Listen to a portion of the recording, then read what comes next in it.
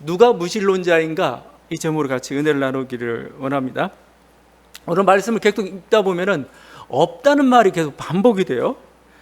하나님이 없다 한다 1절이죠. 선을 행하는 자가 없도다. 또 선을 행하는 자가 없으니 하나도 없다. 이렇게죠. 이런 식으로 계속 1절과 2절, 3절에 계속 반복되고 있습니다. 그 마음에 하나님이 없다고 하는 자, 우리는 그를 무신론자라고 하죠. 무신론자. 자, 근데 이 본 시편을 해석하기 위해서는 무신론자의 정체가 누군지를 분명히 규명하고 가야 됩니다. 그래야 말씀을 이해할 수가 있어요. 우리가 흔히 무신론자라고 하면 제일 먼저 떠오르는 게 니체 같은 사람이죠. 니체는 신은 없다. 아예 신 존재 자체를 거부를 했죠. 본격적인 무신론의 길을 열었습니다. 공산주의 유물론도 말할 것도 없죠. 종교는 아편이다. 종교는 허상이고 관념이고 가진 자가 민족을 착취하는 도구로서 하나의 아편처럼 사용하는 거다. 신의 존재를 거부했죠. 그래서 기독교가 주로 이 공산주의와 투쟁했던 그 이유가 무신론 때문에 싸웠던 겁니다. 현대는 리처드 도킨슨 같은 사람은 진화론과 결합해가지고 과학적으로 신을 부정하죠. 자, 그러면 시편 시인이 지금 얘기하고 있는 무신론자가 이런 무신론자들 얘기하는 건가? 신의 존재를 부정하는? 아닙니다. 제가 전에도 얘기했지만 이스라엘 사회에서, 이스라엘뿐만 아니라 당시 중동 국가에서 신을 인정하지 않는 사람들은 없어요. 다 소크라테스도 다 신을 인정했습니다. 신을 인정하지 않는 존재가 없어요. 단지 그게 우상의 형태냐 아니면 여호와 하나님이냐 이 차이만 있을 뿐이지 신을 부정했던 그런 무신론자들은 없었습니다. 모두 다 신을 인정해요. 그렇다면 왜 그런데도 하나님이 없다 한다? 마치 무신론자처럼 얘기하고 있느냐? 그 무신론자의 정체를 우리가 이해하기 위해서는 앞뒤 문맥을 좀 다시 한번 읽어보면 돼요. 그 앞뒤 문맥에 이런 사람을 무신론자를 한다 이렇게 좀 얘기해주고 있어요. 1절이죠. 그들은 부패하고 행실이 가증하고 선을 행하지 않는다 이렇게 표현하고 있습니다. 3절에 더러운 자라고 죄악을 행한다고 얘기합니다. 그리고 4절에서 떡 먹듯이 하나님의 백성을 먹는다 이렇게 표현해요. 6절에서는 가난한 자를 부끄럽게 만든다. 자, 이렇게 모든 걸 다 종합해 보면 떠오르는 인물이 있습니다. 어떤 사람이 있습니다. 무신론자의 정체가 드러나는데 그건 이스라엘을 부패케 했던 사회 지도층들입니다. 이스라엘을 어떤 이 불평등과 갈등의 체제로 몰아가고 그를 통해서 결국은 이스라엘 사회를 망하게 만들었던 그런 이스라엘 사회 지도층들, 그들이 무신론자라고 지금 종합해보면 그런 결론이 나와요. 이건 단지 시인의 메시지만이 아니고 이스라엘 선지자들의 공통된 일관된 메시지였습니다. 그들이 제사장의 죄를 지적했죠. 관료들의 죄를 지적했고 부유층의 죄를 지적했습니다. 너희들 때문에 이스라엘이 망했다라고 외쳤던 게 선지자들의 그 외침이었죠. 그 연장선상에 있는 겁니다. 그러니까 이렇게 생각하면 안 돼요. 성전에 와가지고 예배 드린다. 그러니까 무신론자가 아니다? 그게 아니에요. 어쩌면 하나님 앞에 성전에 와서 예배 드렸을 그 사람들을 향해서 니네가 무신론자라고 지금 그렇게 취급을 하고 있는 거예요. 왜 무신론자 취급을 하냐면 그들이 하나님이 인정할지 모르겠지만 진정으로 인정하지 않는다는 거예요. 그 진정으로 인정하지 않는다는 것은 뭐냐면 하나님의 심판을 두려워하지 않는다는 거예요. 악을 행하면 하나님이 반드시 심판하시는데 계속 악을 행하고 있으면 뭐요? 하나님은 그건 두려워하지 않는 거죠. 좀 더 나아가면 하나님 인정하지 않는 거고 그냥 이건 하나님 없는 존재처럼 취급한다는 겁니다. 그런 면에서 너희가 무신론자다. 온갖 악을 행하면서 하나님 뜻에 반하는 짓을 하면서도 하나님을 두려워하지 않는 사람들. 그래서 제가 전에도 한번 얘기했던 이런 사람들은 실천적 무신론자 아니면 윤리적 무신론자라고 할 수가 있습니다. 그들이 무신론자예요. 그러니까 하나님의 뜻에 행하는 일을 하지 않는 사람, 반윤리적인 행동을 하는 사람, 그들이 무신론자인 겁니다. 그러니까 우리가 이론적인 무신론자를 얘기하는 게 아니에요. 이론적 무신론자는 현대사회에 많이 등장을 했죠. 시편의 그 시대 상황 그런 존재도 없었을 뿐만 아니라 그런 존재에 관심이 있는 게 아니고 실제적으로 윤리적 무신론자예요. 하나님의 뜻을 행하지 않는, 실천하지 않는, 그건 윤리라고 할 때 그냥 개인 윤리만 가리키는 게 아니죠. 사회 윤리를 가리키고 있는 겁니다. 사회 속에서 불의를 행하는 자들, 불법을 행하는 자들, 그들이 아무리 형식적인 예배를 드린다 할지라도 하나님은 저를 모르겠다, 그들이 나를 부정하고 있다 얘기하고 있는 겁니다. 이들이 또한 예언자들의 그 비판의 대상이 되었던 거죠. 이들은 죄를 지적당했으면 불구하고 돌이키질 않아요. 계속 그 악한 길을 가는 겁니다. 그러니까 사람이 살다가 잘못을 범할 수는 있죠. 그리고 지적당하면 잘못했습니다 하고 돌이켜야 되죠. 돌이키지 않으면 하나님의 심판을 당하는 거니까. 근데도 계속 그 길을 가요. 그러면 이 사람은 하나님을 심판을 두려워하지 않는다는 건 결국은 하나님 존재를 부정하는 거나 마찬가지일 겁니다. 그래서 무신론자라고 얘기하는 거예요. 이런 기준으로 따진다면 현대사회에도 무신론자가 있는 겁니다. 현대사회에도. 그러니까 하나님이 무신론자 해가지고 공산주의자들 싫어할 건가? 아니에요. 시편의 기준으로 공산주의자를 싫어하는 게 아니고 그들이 행하는 그 사랑 없는 폭력적 행동에 대해 하나님이 싫어하는 겁니다. 사실은요. 그럼 불법적이고 폭력적인 행동에 대해, 그건 마찬가지예요. 자본주의 사회 속에서 아무리 교회 다니면서도 이 속에서도 뭔가 사랑과 정의를 행하지 않는 그들은 하나님 무신론자 취급하겠다는 겁니다. 그래서 주님의 말씀이잖아요. 나더러 주여 주여 하는 자마다 다 내게 올 것이야. 아버지 뜻대로 행하지 않는 자는 난 도무지 모르겠다. 그게 하나님 편을 모른다. 그게 무신론자죠, 실제. 그렇게 따지면 아마 한국 사회에서 대표적인 무신론자는 정광훈 씨 같아요, 지금. 제가 일단 이제 목사도, 사실 목사 그 과정 자체도 지금 의심스러워요. 지금 어떻게 땄는지. 하여튼 그래서 정광훈 씨라고 좀 부르는 게 좋겠어요. 이번에 그 재개발 지역에 알박기식으로 이렇게 버티다가, 불법적으로 버티다가 정상가의 몇 배 해당하는 500억이었어요. 사실 재개발 과정에서 교회가 여러 어려움들을 많이 당해요. 근데 정당한 가격을 받아야 될 거 아니에요. 그 정도는 우리가 이해를 하겠어요. 근데 몇 배 해당하는 돈을 받았어요. 그걸 하기 위해서 폭력을 동원했고 불법과 정치력을 동원했던 거죠. 그 결과가 뭡니까? 그냥 있는 돈, 한국은행 돈 자기가 가져가는 정도가 아니잖아요. 대신 그것 때문에 손해를 보는 사람, 누가 그 손해를 감당해야 되는 세력들이 지금 생기게 되고, 결국 이것은 다른 사람의 이득을, 이웃의 이득을 빼앗아가는 일이 되고 말았어요. 재산을 강탈하고. 이 과정을 통해 가지고 결국 교회가 얼마나 탐욕스러운지, 얼마나 교회가 몰상식한지, 얼마나 교회가 폭력과 극우의 우상이 되고 있는지를, 그런 어떤 온상인지를 이렇게 비난을 받게 다 만들었던 거죠. 이 사람이 무슨 존재야, 실제. 하나님을 전혀 두려워하지 않아요. 하나님의 교회가 세상으로부터 어떻게 부끄러움을 당하고 있는지 전혀 개의치 않는 존재. 이게 무신론자예요. 하나님이 교회를 얼마나 소중하게 생각하는데 그 교회에 대해서 이렇게 값없이 없게 만들어버리고 있죠. 더더군다나 이들은 굉장히 극우 이념으로 가득 차 있죠. 주사파 첩결 해가지고 온갖 광화문에서 막 극우 집회를 열면서 그 섬뜩한 언어들, 그냥 사랑해요란 말을 하지 않겠어요. 그 언어 자체가 얼마나 살인적인 건지, 이건 섬뜩한 건지 폭력적인 건지, 어떻게 보면 한국전쟁 그 전후에 완전히 이 기독교 폭력 집단이었던 서북청년단은 이제 우리가 이념 규정을 해야 되겠죠. 그쪽은 기독교 세력이 아니고 그냥 기독교 폭력 집단입니다.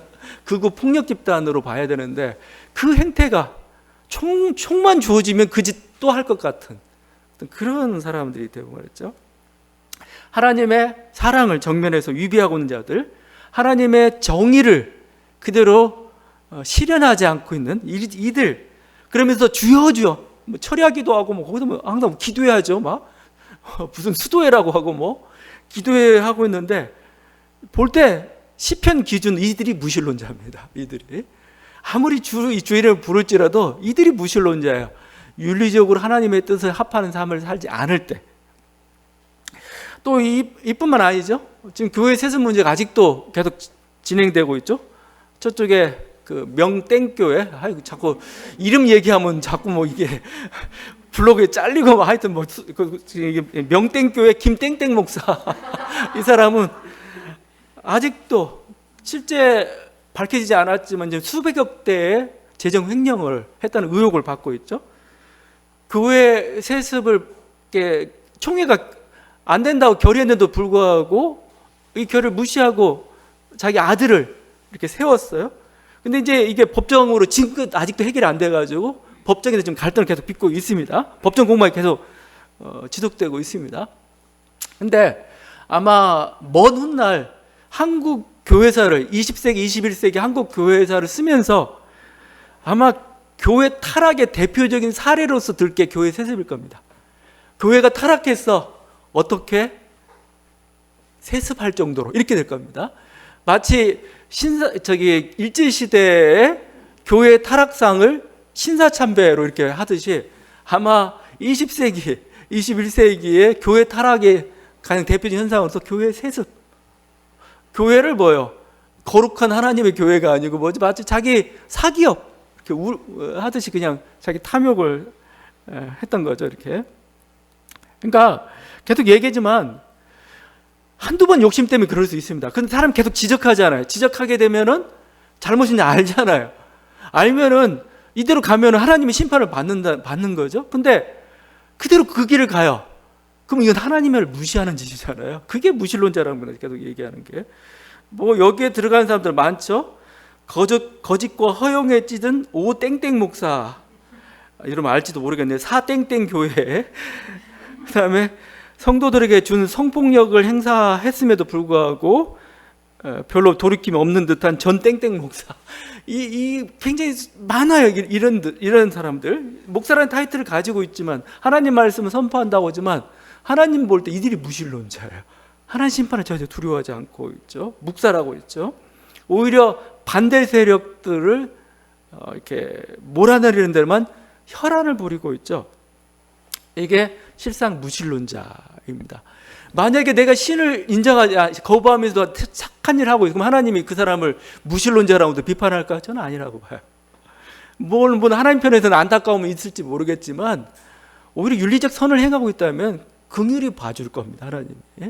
그런데 입으로는 맨날 사랑 어떤 하나님 얘기하면서 정말 탐욕과 이런 불법의 길을 계속 가고 있어요. 그러면 그 사람 하나님은 하나님도 모른다 하지만 너도 나를 모르는구나, 인정하지 않는구나, 그렇게 될 거죠. 바로 이게 마음에 하나님이 없다 하는 자들의 모습입니다. 이들에 대한 성경의 평가는 어리석다는 겁니다. 1절이죠. 어리석은 자는 그 마음에 이르기를, 이렇게 되죠. 2절에 여호와께서 하늘에서 인생을 굽어 살피사 지각이 있어 하나님을 찾는 자가 있는가 보려 하신즉. 4절이죠. 죄악을 행하는 자는 다 무지하냐. 그 지혜와 어리석다, 무지하다, 뭐 생각이 없느냐, 막 이렇게 지각이 있느냐. 근데 사실 우리 기준으로 따지면 굉장히 성공한 사람들이고 약삭 빠른 사람들입니다. 그렇지 않나요? 보통 굉장히 약삭 빠른 사람들이죠. 세상엔 재산을 축적했죠. 어느 정도 남겼죠. 권력의 높은 자리에 올랐죠. 성공적인 사람으로 이렇게 인정받는 사람들인데 성경은 어리석다라고 합니다. 이 어리석다는 단어가 나발입니다. 나발과 같은 자. 사무엘서에 나오죠.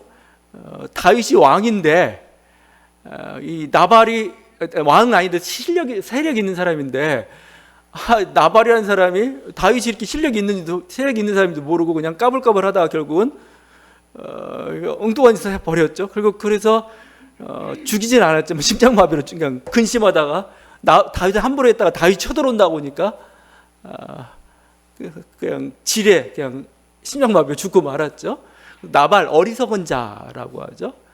그의 아내는 현명했는데 그는 어리석은 자, 나발입니다. 나발. 근데 이렇게 부유한 자들, 성공한 자를 향해서 나발이라고 부릅니다. 어리석다라고 지금 얘기하고 있는 겁니다. 그러면 이들이 왜 어리석느냐? 어리석은 이유는 뭐예요? 그들이 가난한 자, 힘없는 자를 이렇게 억누르면서 그들을 막 건들면서 자기는 그냥 저들은 아무 찍소리 못하겠지 하면서 했는데 이 시편 시인이 얘기하는 건 가난한 자, 힘없는 자를 건드는 것은 곧 하나님을 건드는 것과 마찬가지인 겁니다. 하나님을 건드렸어요, 지금. 그러니까 어리석은 것은 지가 누구를 건든지를 몰라요. 지금 이 사람이 지금 누구에게 지금 손해를 끼치고 있는지, 누구에게 지금 불법을 행하고 있는지, 인간이 아니고 하나님이라니까. 힘없는 자, 가난한 자가 아니고 하나님을 건드렸다는 사실을 모른다. 이게 그래서 어리석다는 거죠. 4절을 보세요. 4절에 죄악을 행하는 자는 다 무지하냐. 그들이 떡 먹듯이 내 백성을 먹으면서 여호와를 부르지 아니하는도다. 내 백성이라고. 내 백성, 하나님의 백성입니다. 니네가 그냥 그렇게 착취하고 돈을 강탈해간, 그리고 생명을 위협한 그 사람이 바로 내 백성이야. 그죠?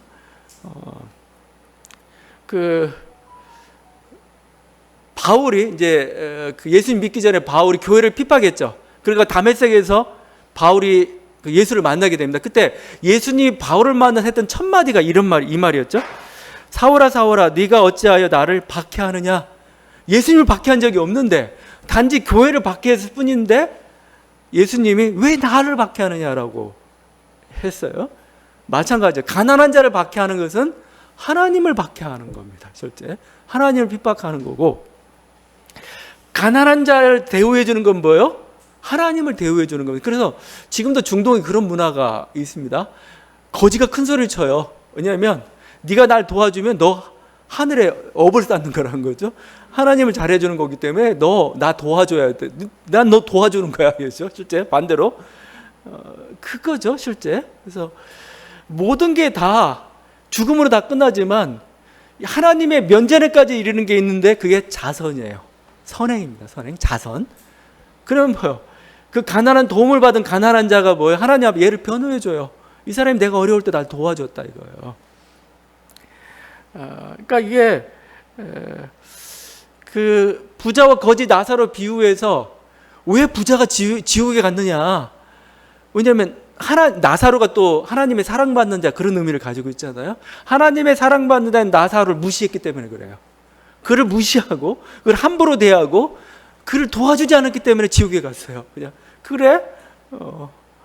왜냐하면 내 백성이거든요. 내 백성. 그러니까 이게 어리석은 거라는 겁니다. 지가 지금 누구를 건드리고 있고 누구를 상대하고 있는지에 대해서 알지 못하죠. 마치 그 나발이라는 사람이 자기가 상대하는 자가 다윗임을 알지 못하고 결국은 죽음에 이르렀던 것처럼 바로 지금 하나님을 무시하는 겁니다. 그래서 여러분이 잠언서를 읽다 보면, 잠언서는 사실은 뭔가 우리들의 어떤 그 생활 속에서 지혜를 가리키는 것도 있지만, 잠언서가 어떤 거냐면은 중요한 기능 중에 하나가 왕의 신하들 있죠. 그러니까 뭔가 이렇게 공무원의 길에 가는 사람들 하나의 윤리 지침서와 같은 거예요. 사실 잠언서 같은 게 그래. 잠언서. 그래서 이 잠언서는 그래서 우리 하나의 공무원으로서 하나의 이 길을 가는 어떤 그 왕의 신하로서 어떻게 처신해야 될까를 가르치는 겁니다. 그 잘 처신하는 사람이 지혜로운 사람이에요. 그래서 자기 위치를 알아야 돼요. 내가 어떻게 부르심을 받았고, 누가 나를 이 자리에 세웠고, 내가 어떻게 해야 왕의 신임을 받고 이 일을 할 수 있는, 그걸 잘 아는 사람이 지혜로운 사람이고, 그런 사람이 명이 길어요. 실제 오래 그 자리에 있고 또 오랫동안 별 탈 없이 갈 수가 있는, 그게 사실은 지혜인 거죠. 그래서 교만은 패망의 선봉이요 거만한 마음은 넘어짐의 앞잡이니라. 이걸 들어야 될 사람이 누구냐? 왕의 신하들입니다. 실제 총독들, 뭔가 이렇게 위치가 애매한 사람들이 좀 있어요. 높은데 왕 밑에 있는 사람들이 있습니다. 이게 제일 위험하죠. 마치 자기가 왕인 것처럼 행사하다가 결국 이게 교만이죠. 정말 패망이 그냥 단순히 윤리적 교훈이 아니고 이건 어떤 자기 삶과 목숨과 관련된 얘기예요. 지금 이들이 어리석다고 하는 것은 그들이 지금 하나님을 건들고 있다는 것을 모르기 때문에 어리석다, 계속 어리석다는 말을 합니다. 또한 이들이 어리석은 이유가 있습니다. 어리석은 이유는 그들의 결말을 몰라요. 자기가 그 길을 가면은 어떤 길에 이를 것인가. 그러니까 그 시편에서 얘기하죠. 의인의 길, 악인의 길을 얘기하고 있잖아요. 다 길이에요, 길. 다 도입니다, 도. 근데 의인의 길은 뭐예요? 그 길을 계속 가면은 생명에 이르러요. 윤택함에 이르릅니다. 풍요에 이르게 돼요. 악인의 길은 뭐예요? 그 길을 계속 가면은 사망이에요. 낭떠러지 길이에요. 늪이에요. 거기는 독사와 사자들이 우리를 기다리고 있습니다. 그러니까 그 길이 뻔해요. 보여요. 그 길 가면 안 되는데? 너 그 길 가면 안 돼. 그 길로 가면 안 돼. 보여요. 여기 이정표 씨가 보이는데 반대 방향이에요. 이쪽은 안 좋은 길이에요. 지금 전쟁이 일어난 그곳인데 그곳이 살 길인 줄 알고, 그건 아니죠. 보였는데 못 보기 때문에 어리석다는 겁니다. 이 시편 시인은 그 길로 가면 죽는데? 근데 그래서 계속 시인이 얘기하는 거예요. 의인의 길은 망하리로다 합니다. 의인의 길은 망하리로다. 바람이 나는 겨와 같다. 니네 태풍에다 휩쓸려 버리고 말 거야. 그 길로 가면 안 돼. 이거죠. 근데 의인의 길은 뭐예요? 형통하다. 입니다. 하나님이 인정하신다. 그 길은 시내가 심은 나무처럼 풍성할 것이다. 이게 시인이 바라보는 그 눈입니다. 눈. 그러니까 근데 이게 지혜인 거죠. 여러분, 그래서 전 지혜라고 할 때 지혜가 가장 중요한 것은 일단 사리 분별이죠. 상황이 뭔지를 판단하는 게 사리 분별이죠. 그게 지혜롭다는 겁니다. 그럴 뿐만 아니라 거기서 선악을 선택할 줄 알아야 됩니다. 그게 지혜인 겁니다. 어떤 게 옳은 길인가, 어떤 게 잘못된 길인가를 판단할 수 있는 그 능력, 그게 지혜인 겁니다. 이런 사람들이 안전해요. 사실은 장수하고 또 하나님의 뜻을 이루는 그런 사람들이에요. 바로 그래서 우리는 어떤 시인, 그래서 정의에 대한 확신이 있는 거예요. 이리에 산다는 거예요. 근데 그걸로 하면 죽는다는 거죠. 이게 눈에 너무 선명한 겁니다. 제가 가끔 드는 비유지만 이 동양의 비유라고 하는 교훈이죠. 맹자가 가지고 있는 하나의 의에 대한 어떤 생각, 이거 한번 여러분 다시 한번 우리들의 삶에 한번 적용을 해봤으면 좋겠습니다. 맹자가 이런 얘기했죠. 내가 물고기를 얻고 싶어요. 고기 먹고 싶어요. 물고기. 곰 발바닥 요리도, 곰 발바닥 또 먹고 싶어요. 먹어봤어요, 여러분? 곰 발바닥 요리 뭐 맛있나 했더니 좀 진기한 거죠. 근데 두 가지를 다 얻을 수 없어요. 지금 한 가지만 선택해야 돼요. 그럼 뭐죠? 어떻게 됩니까? 물고기를 버리고 곰 발바닥을 취해야 될 거 아니에요.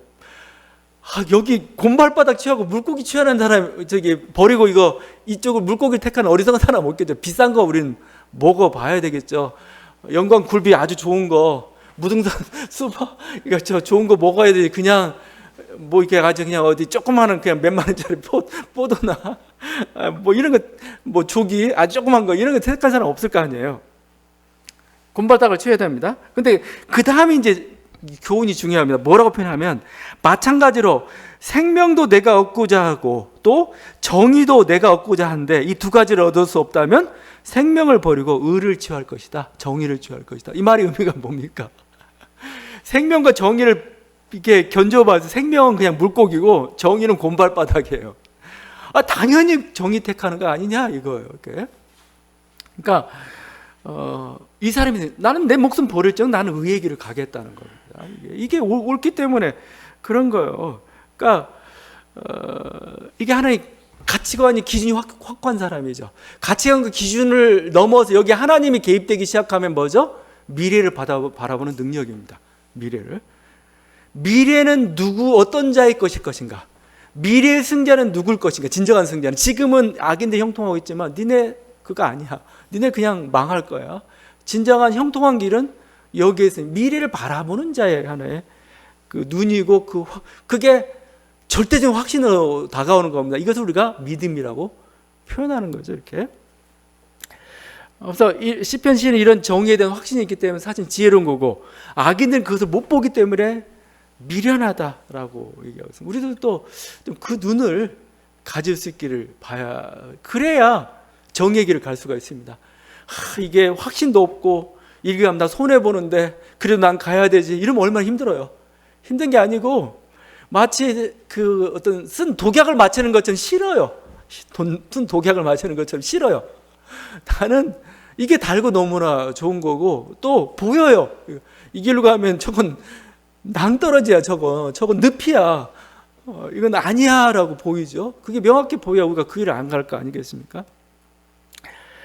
이게 바로 의인의 모습입니다. 그리고 이 시편 시인의 모습, 그 정의에 대한 확신이기 때문에 지금 이런 얘기도 하고 그 확신을 갖지 못하게 되면 미련하다 얘기합니다. 오늘 말씀에도 우리가 2절과 3절 말씀 좀 더 면밀한 좀 분석이 좀 필요한데, 여기 2절과 3절을 보다 보면 이런 말이에요. 하나님을 찾는 자가 있는가 보려 하신즉 다 치우쳐 함께 더러운 자가 되고 선을 행하는 자가 없으니 하나도 없도다. 선을 행하는 자가 없으니 하나도 없도다. 자, 이 말씀은 이 뭐죠? 그냥 이게 어떤 인간론을 얘기하는 겁니까? 인간의 존재는 악하기 때문에 어려서부터 태어날 때부터 그냥 태초로부터 죄인이기 때문에 그는 선을 행할 수 있는 능력이 없다. 이런 어떤 인간론을 얘기하는 거냐 이거예요. 아니죠. 선지자적인 하나의 비관적인 거죠. 비관. 여러분도 그렇잖아요. 막 주변에 막 어떤 막 그 흉악한 일이 이루어지면 뭡니까? 아유 망한다, 망했다 이 사회.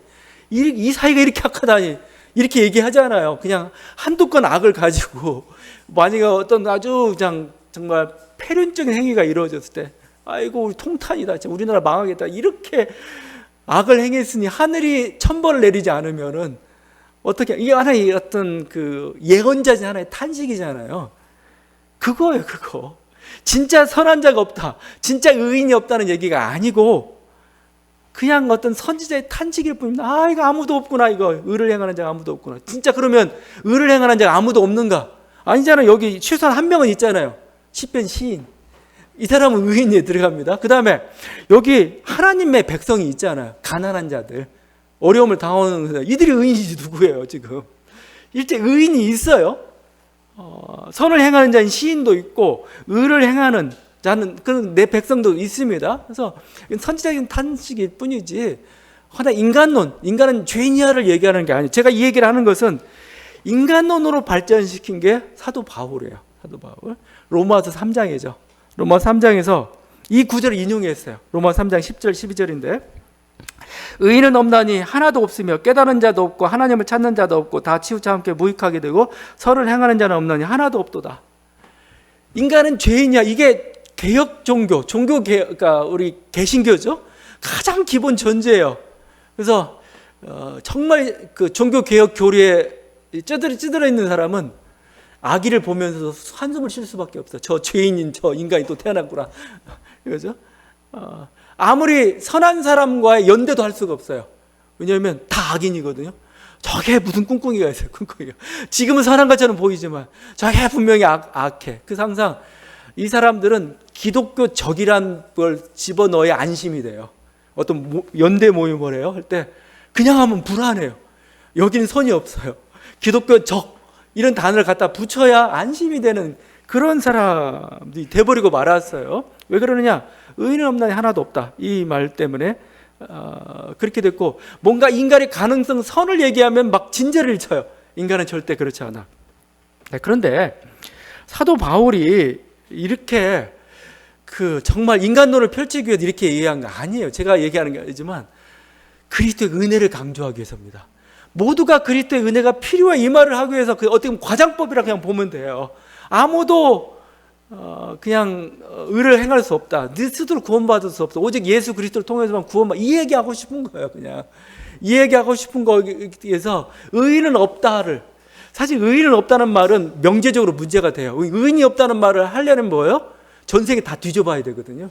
근데 몇 군데 뒤져보고 의인 없다고 얘기하면 말이 안 되잖아요. 그냥 뭐 신적인 언명이라고 하면 뭐 그럴 수도 있겠지만 하여튼 이건 그냥 그리스도의 은혜를 강조하기 위해서 과장법 정도로만 보셔야 되는데, 이게 이제 지나치다 보니까 살판난 게 누구냐면 악인들이에요. 그냥 50보 100보. 나는 조금 악을 행했고, 아니지 좀 심한 악을 행했고 니네도 별 차이 없어. 악인들이 득세하는 거죠. 그냥 자기 악을 행하고 뭐 인간 다 그렇잖아, 봐줘, 이렇게 되는 거죠. 또 이렇게 선을 행하는 노력 자체를 완전히 이게 뭐 우리들이 그냥 그 중간에 그냥 좌절케 만들어 버려요. 어떻게든 인간은 그렇게 할 수가 없는데 뭐 해봤자. 그러니까 이런 거죠. 항상 이 나라의 하나님 나라를 건설하는 거에 알레르기 반응을 일으켜요. 이건 이 세상 망할 세상이지 어떻게 여기 하나님 나라를 건설해. 이 세상 빨리 망해야 돼. 그냥 여기는 그냥 빨리 지나치는 게 좋아. 이런 태도가 나올 수밖에 없는 겁니다. 여러분, 하나님의 의인은 가능합니다. 노아는 의인이라고 분명히 얘기했죠. 노아는 의인, 당대 의인입니다.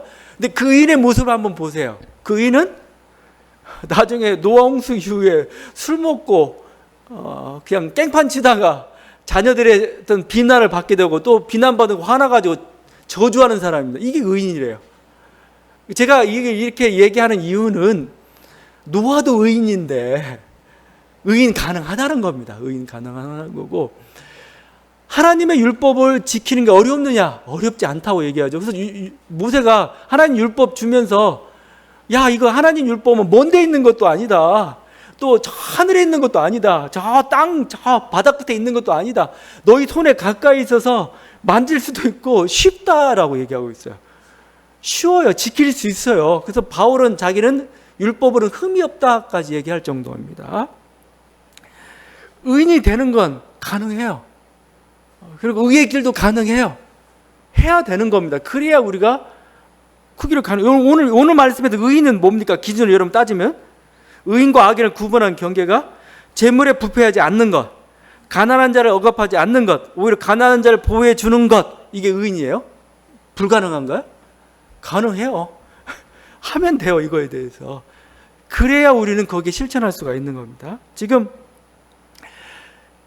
그래서 이 말씀을 그냥 선지자 중 하나의 비관적인 어떤 탄식 정도로만 봐야 되지, 또 바울에게 있어서는 그것은 그리스도의 은혜를 위한 강조로서만 봐야 되지, 하나 인간의 본질을 규정하고 있다 생각하지 마시고 그 의의 길을 우리는 가야 되고, 지금 시편 이 시인은 지금 그 길을 가라고 얘기하고 있는 거잖아요. 사람들로 하여금 포기하지 말고 좌절하지 말고 하나님 원하는 이 기뻐하는 그 길을 가라고 지금 얘기하고 있고, 시인이 의인이에요. 지금 이 사람은 지금은 이 시인, 우리가 그 여호와의 피난처 얘기를 하고 있죠. 시인이 여호와의 피난처가 되고 있어요. 이 가난한 자들의, 어떻게? 말을 통해서, 시를 통해서, 그 노래를 통해서 가난한 자를 지금 보호해주고 있어요. 니네 실패한 인생 아니야. 니네 실패한 인생. 네가 얼마나 하나님이 귀중히 여기시는 그런 존재인가를 그 시를 통해서 지금 뭐요? 그 영혼을 지금 보호해주고 있는 겁니다. 그럴 뿐만 아니라 악인을 공격하고 있어요. 어떻게? 시를 통해서, 말을 통해서. 니네 잘못했다. 니네 망한다. 너 하나님 가만 안 놔둬. 그 언어를 통해서 지금 어떻게 보면은 그가 피난처가 되어 있고 지금 시온을 만들어내고 있습니다. 이게 시온이다. 이거 시온을 지금 만들어내고 있죠. 지금 가난한 자가 뭔가 계획을 꾸미고 있죠. 6절에. 근데 그 계획을 자꾸 좌절시키려고 하는 그 무리들이 있어요. 가난한 자의 계획이라는 게 뭡니까? 그것은 어떤 소박한 내 집 마련의 꿈일 수도 있습니다. 그냥. 아니면 자기의 어떤 그 노동의 대가가 정당하게 주어지는 것, 이게 그냥 가난한 자의 그 소박한 꿈이고 계획일 수가 있습니다.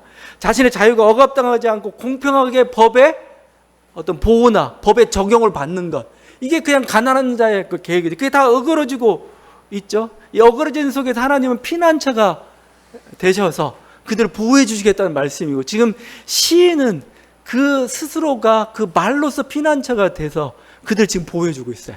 그들을 그 모든 비난의 화살들, 막 그러다 보면 뭔가 이렇게 자기 인생에 대해서 가난한 자들, 억압받는 자들은 막 그럴 거 아니에요. 내가 이렇게 살아서 뭐 하는지, 자기 인생 실패한 것처럼 보이고 그렇다는 거죠. 근데 시인은 뭐 아니라는 겁니다. 오히려 아니라는 거고, 너희가 하나님의 사랑을 받는 존재고 하나님의 보호하심 있는 그런 존재고, 결국 저 악인들은 심판을 받을 것이다 고 지금 얘기하고 있는 거죠. 정의의 나라인 그 시온이 임할 것이고, 너희들이 가는 길이 사실은 진정한 미래고 진정한 풍요고 진정한 형통함이 바로 거기에 있어라고 지금 설득하고 있고, 그런 곳으로 인도해 주고 있는 것이죠. 여러분, 우리들도 이렇게 시인처럼 뭔가 실제 현장 속에서 그 정의를 실현해주면 좋죠. 우리 힘으로써. 아니면 말로써, 말싸움이 지면 안 돼요. 우리 말에서 이건 절대 그 길 용납하면 안 됩니다. 이거 니네 잘못된 판단이야. 이거 니네 가다 주고, 그죠? 그걸 보호해주고 있고, 또 우리들은 그 희망을 가지고 또 살아가야 되는 거죠. 하나님께서 우리들의 온전한 피난처가 되신다. 하늘에서 그 피난처가 내려오는 게 아니고, 하나님은 사람을 통해서 우리를 모든 원수의 공격으로 우리를 막아주십니다. 하나님은 우리들의 어떤 상황을 바꾸심으로써 우리들의 삶의 현장, 우리 지금 가고 있는 그것이 진정한 피난처가 되게 하시고 의의 어떤 그 시온이 될 수 있도록 하나님께서 만들어 주십니다. 이 은혜가 있는 저와 여러분들 되기를 바랍니다. 기도하시겠습니다.